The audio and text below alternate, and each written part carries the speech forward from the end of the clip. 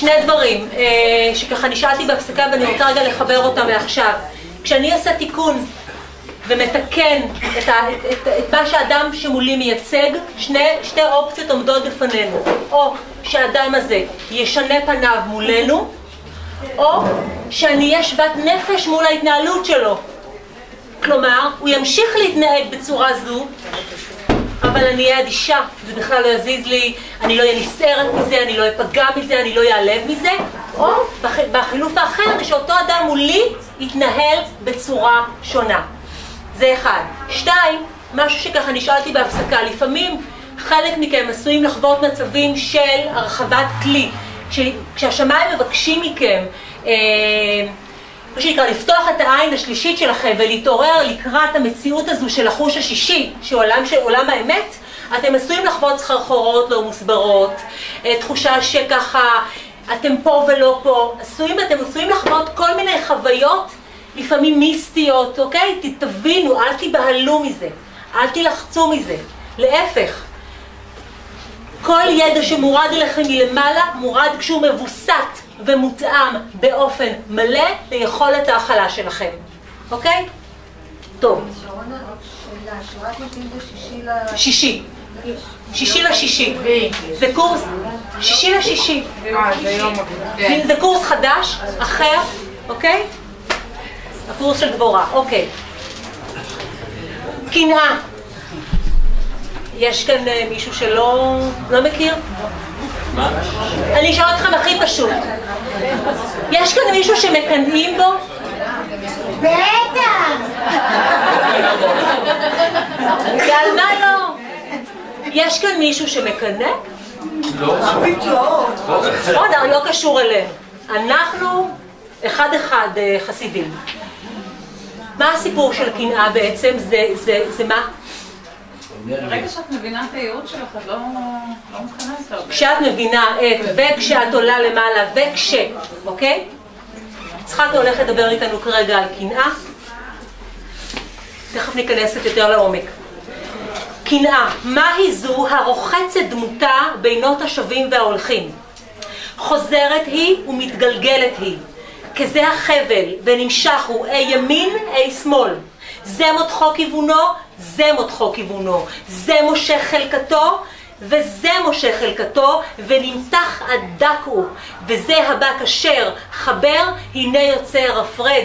והנה זה הקרע ואין מאחל לו. כלומר, אנרגיית הקנאה יוצרת מה? היא תפיסה שיוצרת מה? קודם כל, הכי פשוט, כשהוא בא ואומר, וזה הבא כשר חבר, הנה יוצר הפרד, זה אנרגיה שיוצרת בנו חיבור? לא, הפרדה. הפרדה מובהקת.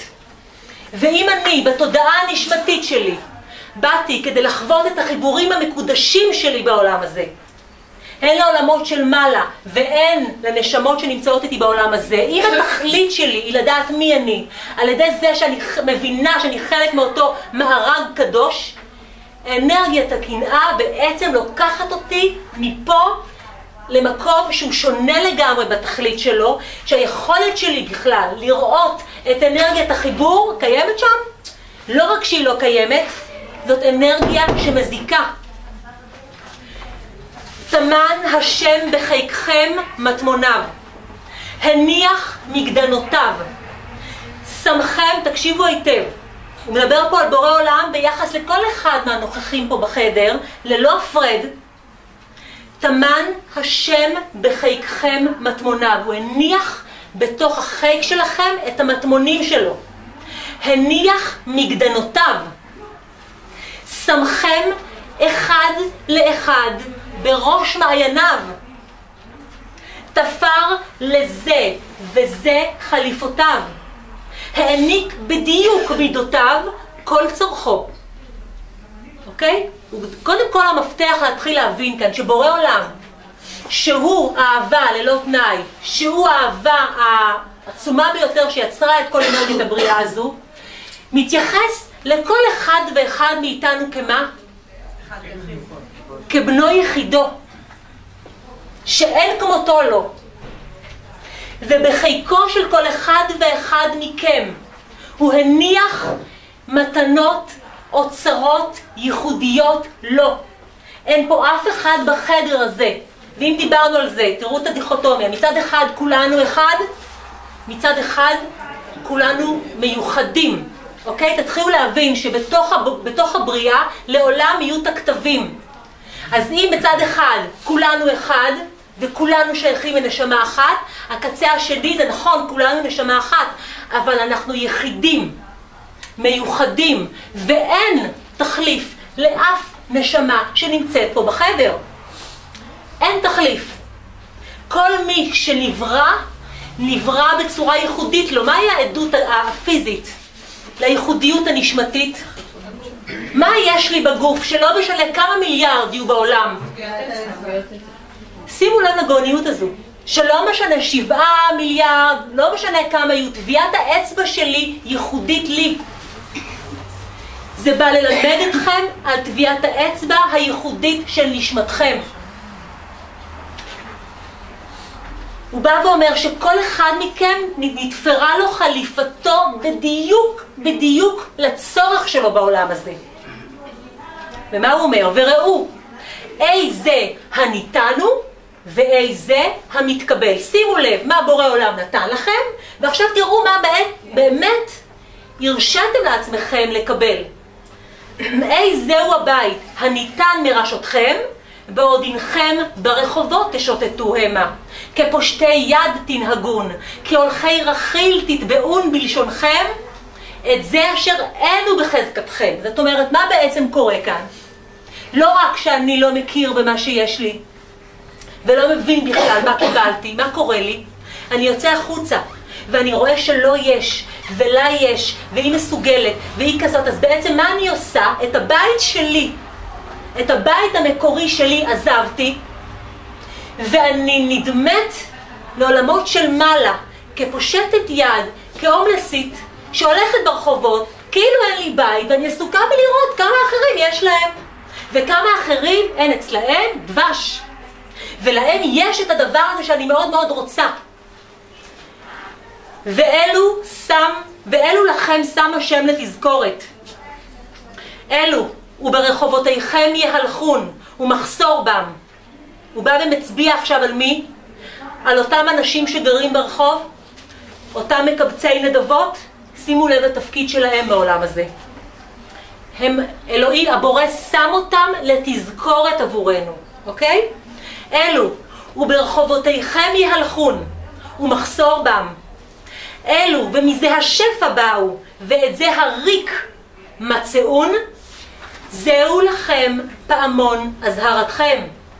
פן בכלימת מבושיכם תתגלון. ואין בית ואין מסתור, וזה העוקר ביתו מעצמו, כעקר יתהלכו. כזה הבשוטטות יבואו, בנזקקותו, כי לא השכיל תפח. קבל, האשר, העצם, הכר תודה וטובה. על כל זו שפעת צידתו, אשר נתברכה בו נשמתו, טרם בא עולמה. כלומר, אותם הומלסים. מה אתם עושים עם הומלסים? במקרה הטוב נותנים 5-10 שקלים. במקרה הפחות טוב, לא נעים. לא נעים. בוא לא נסתכל. נכון? מישהו פעם הישיר מבט אל איזה אחד שהוא חי ברחוב, כשקרטון למרשותיו? מישהו פעם העז באמת להסתכל על האנשים האלה מקרוב? לא. למה? כי מראה למה הם? לעולם קשה לי להביט במה? במה? במראה שלי. אותו פושט יד, אותו הומלס שאין לו בית, בא לשקף את המקום שאני שכחתי, את הבית המקורי שלי, שאני מתהלך כפושט יד, שאני שוכח מי אני לא יודע מי אני. והפרזנטציה, איך שאנחנו מוצגים, זה כאילו אנחנו כאלה, מקבצי נדבות. מה הם הנדבות שאנחנו בעולם הזה מבקשים? זה לא הנדבות ברמת הכסף. מה זה? למה אנחנו עושים את זה? וכל אחד מאחד פה יודע את זה כי הוא חי את זה. למה אנחנו עושים את זה? בבקשה תאהבי אותי. בבקשה תקבל אותי. אני טובה? אני טובה? תגידי לי שאני טובה. מעריכה אותי? מעריכה אותי? את אוהבת את מה שאני אומרת? אוקיי? כל אחד אחד פה, כל אחד פה, בווריאציה זו או אחרת, במערכות יחסים כאלו ואחרות, שוכח את עצמו ומפקיד בידי האחר את האישור למה? ליש שלו.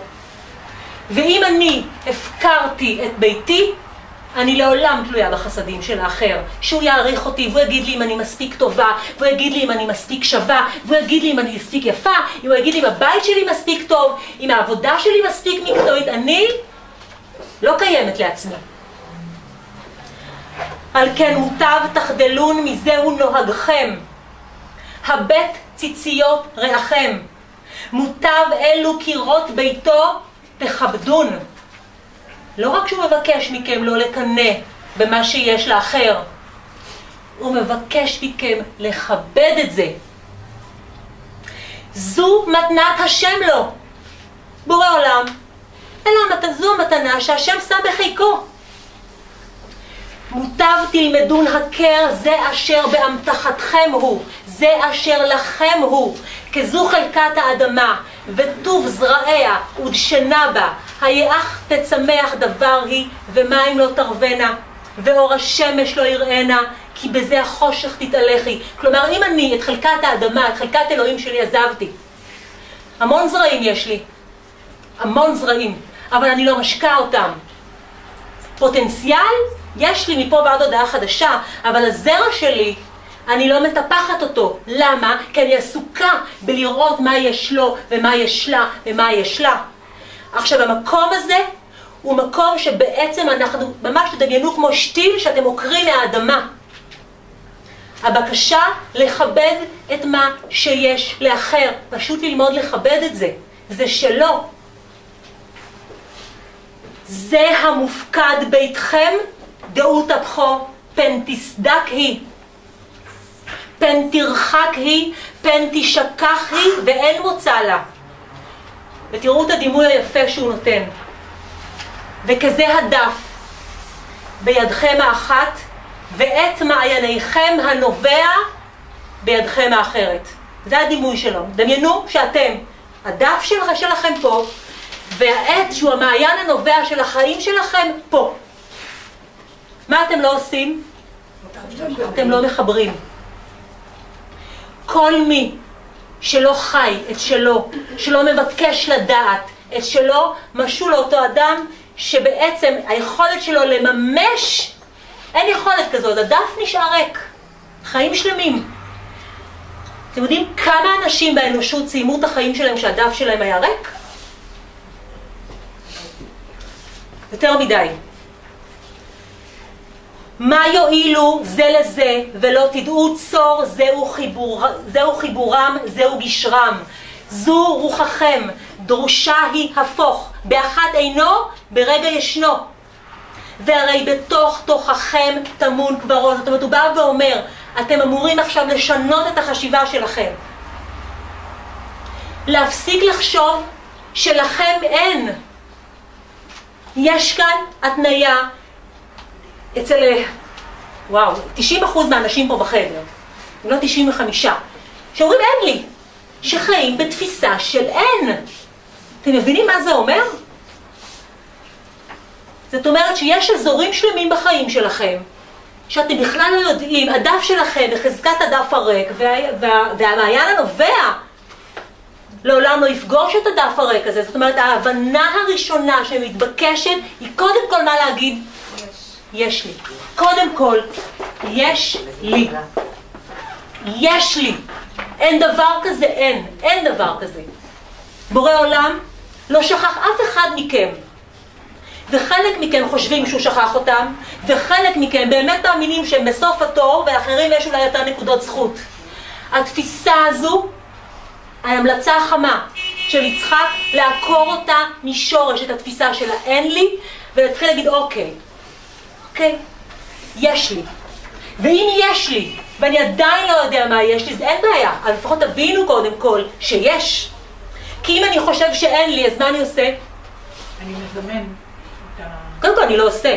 אם אני חושב שאין לי, אני מוותרת, אני מראש לא יוצאת למסע של חיפוש, אני עסוקה בללכת סחור במעגלים. כי אין לי, אז מה יש לי למצוא? אם אני מתחילה להבין שיש לי ויש מה? בי.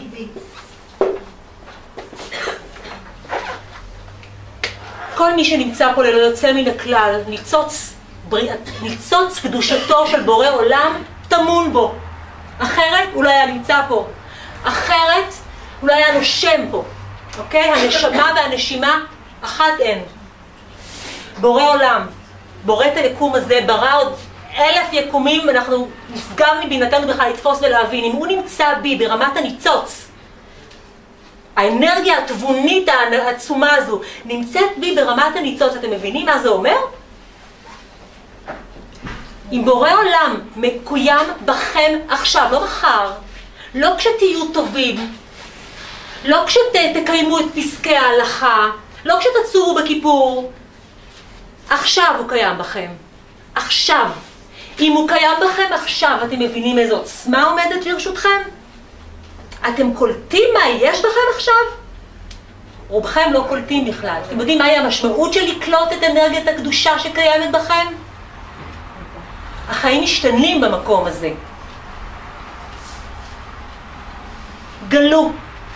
גלו אוצרותיכם, העניקו נשמתכם חופש מעופה צור חותמה. זו משאלתה היא. מה לכם ותאחזון זו היד ותמנעו הכתוב ותחסמו הצור. כזו ידכם אל כוס המים זו כוס המים מושטת היא, בטבעיותה באה ירבות צמאונה. הוא בא ואומר, הוא כאילו מדמה אותנו שאנחנו אוחזים את העד הזו שרוצה, אנחנו אוחזים בה. אנחנו לא נותנים לה, לנשמה שלנו, לעוף. צריך לסמוך עליה, היא יודעת למה באנו. הטבעיות, ברגע שנסמוך על הנשמה, הטבעיות היא אותה טבעיות שאני לוקחת את הכוס מים ושותה. זו אותה טבעיות. השכילו פתח כל מרחבה. זה הקשור, כבאזיקים אוחז ידיו, בא להתפלאו, אם יבוא בכאבי גופו, בדוחק עצמותיו, באלו מגבלותיו. מה יצחק בא ואומר? האנשים שסובלים מבעיות בעצמות, אנשים שיש להם כאבים בגוף, שיש להם מגבלה בגוף. מכירים? מוכר לכם? מי האנשים האלה בעצם? מה מאפיין אותם? אנשים שקובלים את נשמתם ולא מאפשרים לה לעוף, ברמה הפיזית יחוו את זה כמגבלה פיזית, כאבי גב, כאבי ברכיים, מפרקים, רומטיזם, מה שזה לא יהיה. הגוף לא יהיה במרחב התנועה שלו. למה? כי הגוף ייצג את המרחב הנשמתי. אז אם אני קולט את הנשמה שלי ואוסרת עליה לבוא לידי ביטוי בצורה מקסימלית, אני אחווה את המגבלה הזו גם בגוף שלי. גם בגוף שלי אני אחווה צמצום. מה התכלית? היא שאני אסבול? ממש לא. התכלית היא להעיר אותי. היא לגרום לי להתחיל לשאול שאלות כדי לרפא את הגוף. וכשאני אעשה תהליך, אם אני אעשה תהליך נכון, ואני לא רק אחפש כדורים או ניתוחים, כי זה הכי קל, אבל אם אני אעשה תהליך נכון, ששואל את השאלות ומאפשר בעצם חיפוש רוחני, אני גואלת את הנשמה שלי, מה שיבוא לידי ביטוי זה גוף בריא. ויש אנשים שחיים את ההיבט הזו. הבחירה בין לקחת כדור ולהשתיק כאב, לבין לשאול שאלה ולצאת למסע אמיץ של גדילה והתפתחות, בידיים של מי? של הרופא. זה חופש הבחירה. ואם בורא עולם יראה את אחד מהילדים שלו פעם אחרי פעם בוחר להכניס את עצמו לכלא, זה בחירה שלו. הוא ישלח לו שליחים. הוא ישלח שליחים. אבל זה יקום של בחירה חופשית, שלא תתבלבלו. אם אני בוחרת לשבת בחושך, ומתעקשת לשבת בחושך, ומתעקשת להגיד אין לי, ומתעקשת להגיד אין בי, אוקיי, זה מה שאני אחווה. אני אחווה אין לי, אני אחווה אין בי. למה? כי אני אתעקש על זה, ומה שאני בעצם יוצרת בכוח המחשבה שלי הוא מה? הוא מה שאני חווה. נכון. עכשיו החלק האחרון הקצר.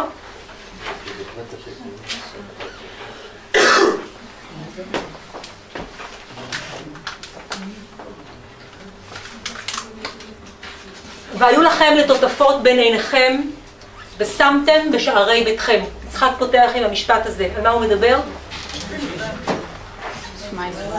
יש פה מזוזה? מה הסיפור עם מזוזות? יש כאן אנשים שנוהגים לשק מזוזות? ליציאה בכניסה? יש כאן מישהו שכשהוא עושה את הפעולה הזו, הוא מבין מה הוא עושה? כמה מכם עושים את הפעולה הזו בצורה אוטומטית? קורה? לא אוטומטית, אני אפילו חושב מה אני עושה. נכון, בואו נקשיב לו. זהו שערכם, פתח יציאתכם, סף כניסתכם. מהו לכם הרגלכם? נשק מזוזותיכם. כלאחר יד תנהגון? הזו היד ומושטת היא, הבמכניותה בה, אם היא מכונה, אני סוג של מכונה, אני עושה את זה, כזה הנקרא בדרכה הוא רגע אינו רגע יחלוף, ואם המזוזה הזו שנמצאת שם, אני חולפת על פניה, רגע עושה את זה, את הפעולה הזאת, מה זה? עכשיו יצחק רוצה להמשיל את זה למשהו. רב לכם נהג בפעולות גופכם, ידיכם, רגליכם, מנותקים מנכם ממה? מזה אשר בפנימיותיכם. הוא בא ומציין את הפעולה של המזוזה קודם כל כפעולה שמייצגת פעולה מכנית, שבכלל לא מחוברת אל הפנימיות שלי. אני בכלל לא מבינה מה אני עושה. אני עושה שיהיה, יאללה, נגד הביטחון, נגד עין רע, לא יודעת מה. אוקיי, שיהיה. מה? המשפט זה לא יכול להזיק. כן, זה לא יכול להזיק וזה, שיהיה, אוקיי? עכשיו, הוא בא ואומר שאנחנו עושים הרבה פעולות בצורה מכנית. זו היד ותושיטון נשק. זו היד ותושיטון ברך. כזו ותפלה היא, זו ועיקרה היא. ואז הוא בא ואומר, ותקשיבו טוב, במה נבדלת יד רעכם מקודש מזוזותיכם?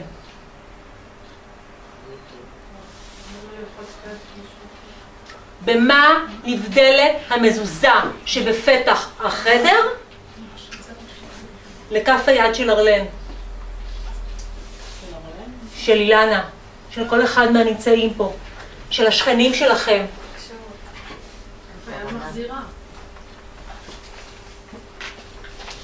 האם כף היד של זה שמולי פחות קדושה מהמזוזה?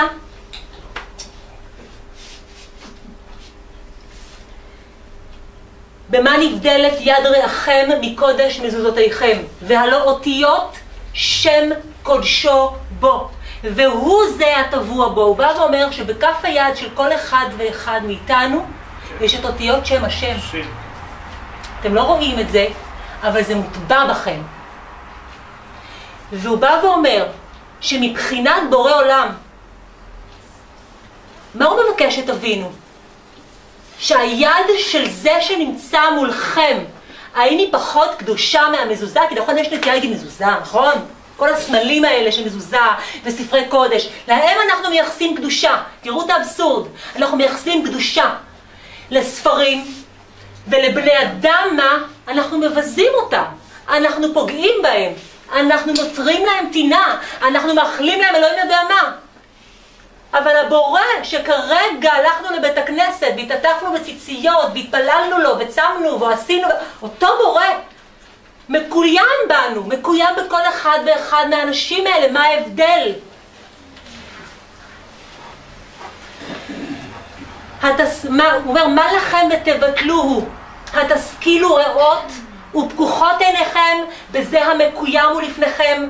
התשכילו קדש רעכם לכם, גע בזו אלוהותו, המקוימת היא מטבעו. האלוהות קיימת וכל מי שנמצא פה בעצם טבעו.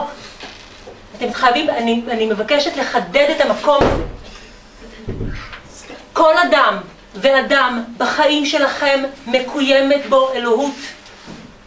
יש תפיסות שבאות ואומרות שרק אם אז, רק אם תתנהגו בצורה הזו והזו והזו, אתם ראויים. לא.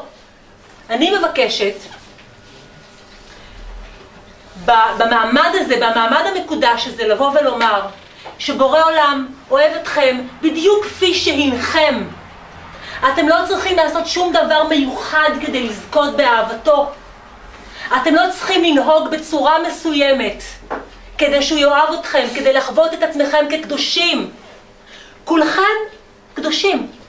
מעצם היותו מגולם בכם, כל אחד ואחד, על כל אחד ואחד לראות את עצמו כקדוש. ואם אני מבינה שאני, מעצם היותו של הבורא בי, יש לי את בית המקדש הפנימי שבי, עליי לראות ככה את זה שמולי כקדוש. זה אשר אין רואים הנכם, זה אשר מולכם. הוא זה אשר אין מזהים הנכם, עצם פנימיותיכם. המבטל קדושת רעהו, יטען קדושת מקומו שלו. החלו אבכן ילדיי, החלו ראות, זה אשר סובבכם הוא, עוטפכם הוא, רבות רמיזותיו לכם. כצרור מפתחות יהיה זה כנס ביתכם שלכם. כל אחד ואחד מהאנשים בחיים שלכם, אתם צריכים לדמות שיש לו מפתח. המפתח הוא לבית הפנימי שלכם. פשוט תדמיינו את האדם הזה עומד מולכם, כשהוא אוחז מפתח שאתם צריכים כדי לפתוח את הבית הפנימי שלכם. האנשים שנמצאים סביבכם, זכרו את הקדושה שלהם, ובאותה נשימה זכרו שהם שליחים עבורכם כדי להיכנס אל תוך הפנימיות שלכם, כדי ללמוד לדעת את עצמכם. זה המקדש ביתו, פנימיותו.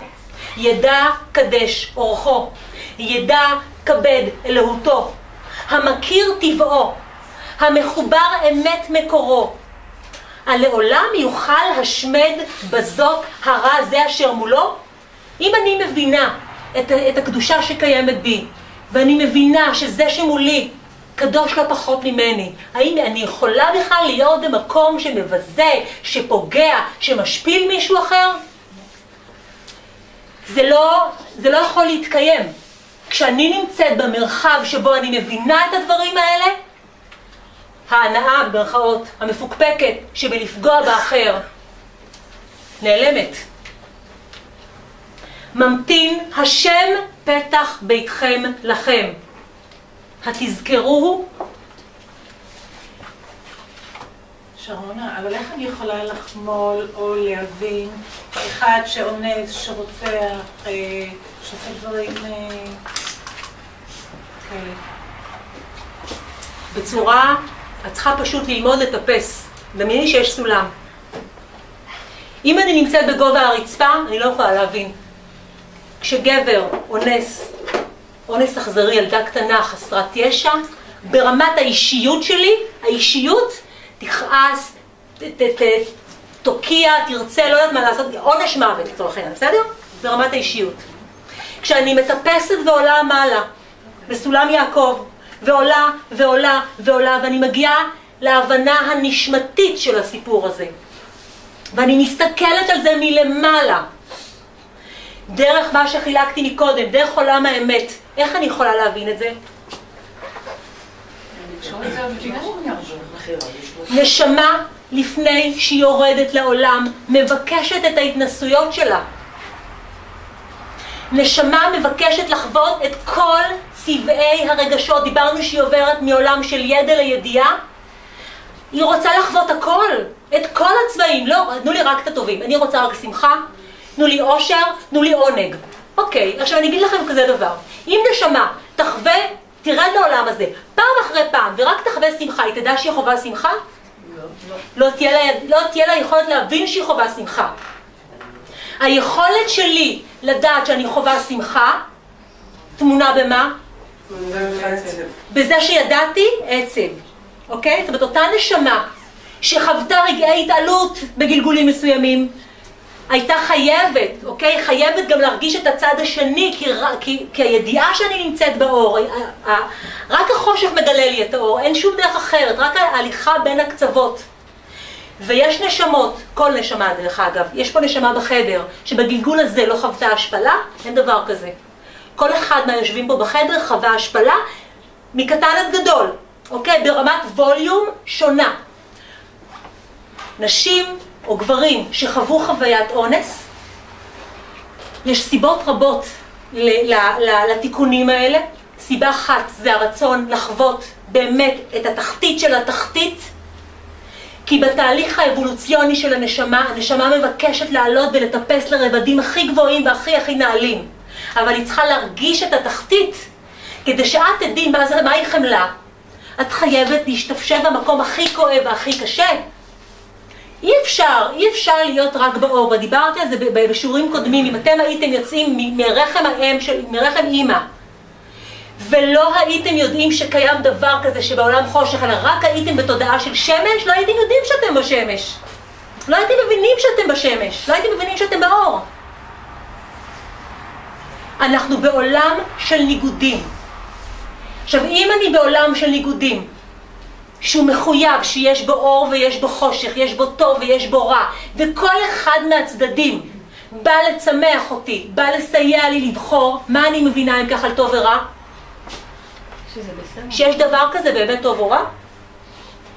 באמת? בשלב היותר גבוה של סולם יעקב, אין דבר כזה רע. אין דבר כזה רע. שוב, נורא תלוי מאיזה שלב בסולם אני מסתכלת. בשלב מסוים אני באה ואומרת, יש טוב ויש רע. העולם הזה עולם יחסי. ככל שאני עולה למעלה, אם הרע בא להעיר אותי, ודיברנו על זה שהרע, שימו לב שהרע יש את המשחק מילים של הער ושל הרע. נכון? אם הרע בא להעיר אותי, אז הוא רע? ממש לא. הוא בא להיטיב איתי. הוא בא להיטיב איתי, עלינו להפסיק להתבלבל בין הכסות שדברים באים, בין התחפושת שדבר בא, לבין המהות. אנחנו פעם אחרי פעם הולכים שבי אחרי הלבוש של הדברים. תלמדו להפשיט את הלבוש. תלמדו רגע להפשיט צורה. אם אתם הייתם מפשיטים צורה של כל מי שיושב פה בחדר, הייתם רואים פה הוויות אנרגטיות, ישויות רוחניות, טהורות. אבל אנחנו בלבוש. אנחנו תמיד מתבלבלים, תמיד הלבוש מטעה אותנו. תלמדו לפשוט צורה למצבים בחיים שלכם. תצאו מהקונקרטי ותחפשו את ממש, תדמיינו שאתם עולים בסולם למעלה ומחפשים את נקודת המבט היותר גבוהה. אוקיי. יש שאלות עד כאן? זאת אומרת שגם הנשמות שחוות את הדברים הקשים ביותר, ולדעתי חוויה של אונס, זה חוויה שכל אחד מהנשמות שישבו אותו בחדר, חוותה. אין פה נשמה והיא חוותה גם את הצד השני. חווינו הכל. חווינו הכל. אני רוצה, לפני ההפסקה, שני דברים. אחד, כן. את אומרת נשמה ונשמה. כל הזמן נשמה שלנו, אבל איך יכול להיות שהשואה באמת זה כמה נשמות שחוו את... יודעת כמה היו כאן בשואה? מהאנשים שנמצאים פה בחדר? אז אני אומרת, וזה הנשמות האלה ביקשו את אותו דבר? נכון, זה מה שנקרא, יש קרמה. יש נשמות, קבוצות של נשמות שיש להן קרמה משותפת. אוטובוס שמתהפך לתהום, זה קבוצה של אנשים שיש להם קרמה משותפת. ומי שבמקרה פספס את האוטובוס ולא הגיע, זה לא היה בקרמה שלו. יש מלא סיפורים כאלה על הרגע האחרון. אוקיי? אתם צריכים להבין, התוכנית האלוהית היא מופתית, היא מדויקת. כאוס חווה רק מי שחווה את העולם הזה בחמשת החושים. דיוק מופתי חווה ומבין מי שמבין את העולם האמת. הכל פה בדיוק מופתי. התוכנית האלוהית כרגע בחיים שלך היא מושלמת. תגידי לי, מה, אבל קשה לי. מה, אבל יש לי ברדק. מה, אבל קשה לי פה, קשה לי פה. אבל התוכנית שלו עבורך היא מושלמת. כי מתוך זה את אמורה לגדול. מתוך זה, מתוך כל מה שכרגע עובר אותך, אלה התנאים לצמיחה שלך. שני דברים. אחד, אני רוצה לתת את הבמה לתלמידה מדהימה ושותפה לדרך בשם רינה. אני ביקשתי ממנה להקריא לך, וזה מדהים שאת מדברת על השואה. אני עכשיו קולטת. ללכת להקריא את דבריה של לאה בת חכם. זו נשמה שחוותה את השואה, והיא מביאה לכאן את הסיפור שלה. אנחנו רק נקשיב לסיפור, אנחנו לא נפתח על זה כרגע דיון, הבקשה היא פשוט להקשיב לדברים של לאה בת חכם. אחד הדברים שמאפיינים את רינה, תוכל להגיע, זה שהמון המון המון המון נשמות מגיעות אליה ופוקדות אותה, כי הן מבקשות לספר את הסיפור של החיים שלהם דרכה. שמי לאה בת חכם, וחיכיתי זמן רב לבואך. בשקט שמרתי סודי, קרוב ללבבי, עד יבוא יום יהיה מי שישמע אותו ויעביר לדורות הבאים. אבקש כי מסרי יועבר לעולם, לבני אדם באשר הם. בטוחה אני כי חשים כולם בימי החושך שעוקפים אתכם בימים אלו. ימים של אובדן דרך, אובדן כיוון וביטחון. ימים בהם אין מי שינהיג את העם, ויקרא בקול התכנסותו וחידוד דרכו. בטוחה אני כי חשים תלושים אתם, כפי שהיו גם בני דורי. את הלכנו שבי אחרי הבטחות מנהיגים מקומיים, וצעדנו בשם השם אל מחנות הריכוז וההשמדה. עדים רבים היו לשתיקה, דמעות ודם רב נשפכו על קידוש השם וטהרת דרכנו. אחשנו כי אין ברירה אחרת, כי אבודים היינו ואבודים נהיה, והלכנו. הלכנו בשקט, הלכנו בלי לדעת לאן, וגם כשידענו לאן, איבדנו כוחנו מלשאול מדוע ולמה, ועמה עונשנו, ומה פשר מעשינו. היום יודעים בני עמי, כי לא לשווא היה מותנו, כי לא הייתה זו אשמתו של איש, אלא בחירת גורל גדולה מאיתנו. נשמותינו נקראו לדגל, כפי שאתם אומרים, נקראו לשרת מעל טובתם האישית. דרכנו למד העולם, לזהות קורבניו ולזהות מנהיגיו בעלי דרך קלוקלת. דרכנו ודרך קורבנינו קמה מדינה לוחמת, אמיצה, שעוד נאבקת על עצם קיומה. מותנו לא יהיה לעולם לשווא, כי ממשיכים אנו לחזור ולהזכיר זאת באוזני בני דמותנו, לבל תשכח השואה, הזוועה, מעשה ידי האחר. מבקשת אני להתריע היום, פן תישארו שאננים אדישים, פן תחשבו כי מספיק קומץ שילחם למענכם, שמספיק שאחדים יובילו מחאה, ינהיגו, ישמיעו קולם מול מנהיגים אטומים. לא תוכל דרככם בלי מעטה הגנה ודרבון. לא תצלח משימתם כל עוד הרוב הדומם שותק וכופה על שמריו. אבדון מחכה לרפיון השכל והיד, מחכה לייאוש המכרסם בלבבכם, מטעה דרככם ומוביל גאוותכם. כוחות חושך נהנים ביושבם על כס שלטונכם, בטוחים כי קטנים הייתם וקטנים תישארו. האם תסכימו להיות מובלים שוב כצאן לטבח? הלא למדתם דבר מקורבן מיליוני אנשים, תינוקות וזקנים? העד כדי כך קהה לבכם ומוכחם? די בקהות החושים, די בלסמוך על אחר שילחם מלחמתי. קומו בניי ובנותיי, בני דמותי, והובילו לדרך אחרת, לדרך שלום ולא חרבות מלחמה. הפיץ אור פעיל באמונה תמימה. הפיצו מסרים של אחדות במקום שנאה, של שיתוף במקום כיבוש וגדר לבנה. בטלו חומות לבכם, סיימו עם זה השיעור של ניכור, של כיבוש וקרב, כדי לזכות בשקט ושלווה. ותרו לעתים על גאווה ובית הכסף, והביטו אל ליבו של האדם, אל פנים נפשו.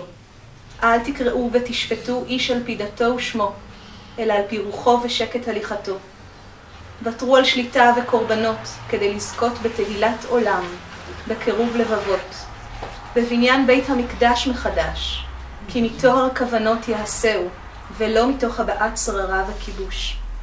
פיתחו גבולותיכם ולבכם להכיל האחר, השונה, החלש. זכרו, כי גם אתם התדפקתם על דלתות זרים, ונפלתם שבי, ולמדתם כחמה וכאב ורעב. לימדו מעברכם, הדליקו לו נר זיכרון, ושנו עתידכם, פן הגלגל יחזור על עצמו. חפשו מביניכם צעירים וטובים, שידעו לדבר אל קהל, ותנו בידם מיקרופון וטקסט, שיוכלו אט-אט לחבר את העם. תומכים אנו בכם, נדרבן, נסייע לרתום הסוסים לעגלון. אורו בני ימינו, פן יהיה זה מאוחר.